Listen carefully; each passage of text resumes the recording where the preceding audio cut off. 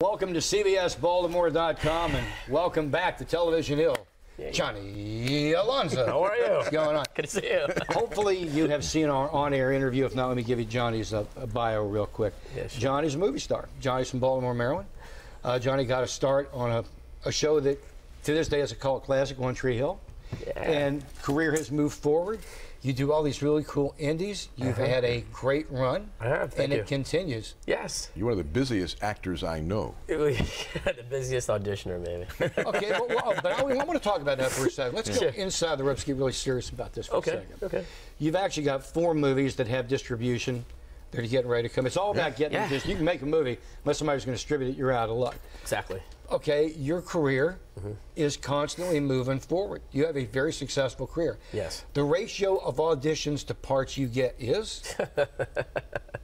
I think 1 for like every 400 auditions. I'm not kidding, man. It's an exaggeration, but you know what? Let me tell you. It so you're a busy man in a different way than I thought. Yeah, you know, at this level of the game, even though I am a working actor, I really consider myself an auditioner. I'm an auditioner. That is, what would the real number be, you think, seriously? Would it be as high as 1 in 40? It's something like that. Really? Yeah, something like that. I mean, sometimes you're lucky when you book like 2 or 3 gigs in a row, and then you won't book for like 40 or 50 auditions. From the outside, I always assumed you get one part in a movie, somebody sees you in that, and they give you a part in another movie, and it goes up, We'll talk about that. That's what happened after this movie, Coffin. But prior to that, and actually this pilot season has been difficult for many of my friends, including myself, to book. So I've auditioned this pilot season maybe 27 times for like 27 different projects, and I have not been able to tack one down yet. Yeah. How do you even keep at this your level. look? And you said even at this level. Yeah. So I mean, you know, we're just not blowing smoke here. No. At your level, how do you stay positive? You have to be your strongest and best cheerleader. You really do. You have to have people that believe in you. Like I have a great manager. Jen is phenomenal. I have 2 awesome agents. You know, Amy and Brittany. And they're positive reinforcement. You know, come from a strong family as well. They're very supportive, and you know, keeping all the bad elements out of your life. You know, this is what I want to do. This is what I do. If I don't audition, if I don't book, what do I have? Sure. Okay. You know, yeah.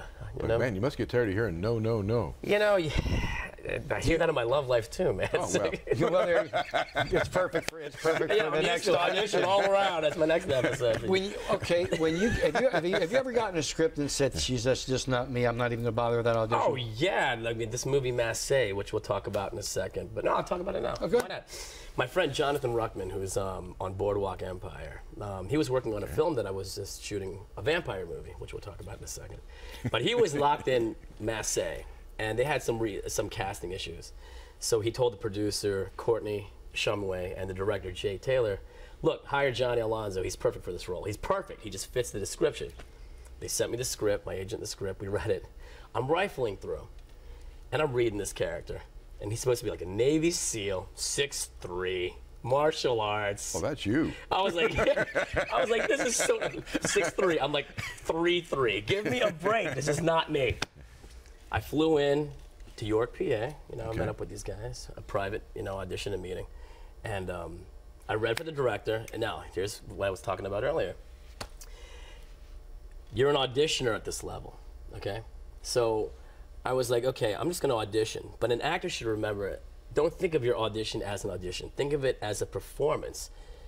You're here to perform. We're performers. Sure. Yeah. Okay. So I performed, and I booked the gig. Wow. I booked the gig. Yeah, it was fun. You got to go to York, PA. York, PA for 30 days. He lives within a 15-minute drive of Hollywood, and you shoot a movie in York, From PA. L.A. to York, PA. Wow. But no, they housed me at the Yorktown Hotel. It was beautiful. York's a cool place. Yeah. Look at the Belvedere Hotel. The White Rose City. Yeah. There you are. Yeah. And then, so Johnny goes back to L.A., and another movie comes along, and it's a Western being is there any control room? When you get a chance, just punch that computer up. I got it. But that is a Western set in Jessup, Maryland. Someplace between the mega church and the Renaissance Festival. But we've got a very active film commission here, and they convinced the production company, you come here, we'll make it happen for you. It's all about that. $5. And I guess that set is probably still there and can be used by others. Yes, in fact, the movie's called Day of the Gun, and I have some footage. You guys will be showing this later, you know, if you can. But Day of the Gun, One-Eyed Horse Productions, director Wayne Shipley, talented guy. great crew, and like I said, it was my favorite film to date. You know, I'm gonna tell you how important that is, because we know a bunch of the folks that work behind the Serious Light and Grip. You know, some of the that name means nothing to y'all. It's a behind the scenes company that works on Veep, and they did Homicide and House of Cards. But I know, and we must know 15, 20 people that work for them. They get employment out of that. That's right. Almost constant employment. Absolutely. Yeah. Almost constant. If you know what you know, if you're in the right circle with the right circuit of people. Yeah. So speaking of circle and circuit of people, so you live out in Hollywood. Actually, yes. I've jumped on TMZ once. There's Johnny Alonso. I said, man, oh man, I know that guy. And everybody went, yes, sure do. So, but you were telling me you run into Josh Charles every once in a while. Yeah. Is there like a Baltimore like brotherhood here? You go to the Ravens games? Absolutely. Out in LA, you go to the Ravens. Out in LA, let me tell you. The other West Wing. The other West. We have the West Wing in Hollywood, and I hang out with all the people. They all know Uncle Marty. That's what Peter Solis calls me, Uncle Marty. Calls you Uncle Marty. They're looking for Don Scott. I've been asking for you guys to come out and hang out with us at the West Wing. Hollywood is just a great place to watch the games. But when you run into Josh, is it kind of like, hey, dude, what's up? You mean you can actually drop your guard and relate? Absolutely. And like, don't bother me. I'm watching the game. You know, yes, when you meet up with big actors, I'll call it, because Josh is a big actor. He's a talented, he's a great Baltimore guy. And when you hang out with Josh and like other names, there's a camaraderie, there's a brotherhood, there's a cool feel about it. But we're all Baltimoreans, you know. So it's fun watching the games at the West Wing, and you know, they're at 10 o'clock in the morning. It's the only difference.